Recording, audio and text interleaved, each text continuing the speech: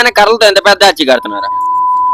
అసలు ఏం జరిగిందంటే మనకు కావాలో చిన్న వర్క్ ఉంది అని చెప్పి ఒక్కనే పోవాలని చెప్పి మనోడిని ఇక్కడ దాపోతామని చెప్పి కావాలని ఒక్కపోతున్నాను. ఇంకా మన పని అయిపోయింది. మనోడు నైట్ ప్యాంట్లు తీసుకుంటా అంటే ఇంకా అలా లోపలికి వెళ్ళిపోతున్నాం. ఈ టీ షర్ట్ ఎవరిదో మనకే తెలవదు. ఇంకా మనోడికి నైట్ ప్యాంట్లు ఏం సరిపోవాలని చెప్పి ఇంక ఇంటికి స్టార్ట్ అయిపోతాం. ఎండ అదర కొట్టేస్తుందని చెప్పి బజార్ షోరూమ్ పక్కన అమృత చిరక రసం ఉంటే మలై కాజా ఐస్ క్రీమ్ వేసి ఇస్తానంటే టేస్ట్ సూపర్గా ఉంటుంది. దాని అలా 2 కప్పులు తీసుకున్నాం. మనోడిని తినమంటే అమ్మాయిలు చూస్తా సిగ్గుపడుతున్నాడు. మస్తు షేడ్స్ ఉన్నాయరా నీలా.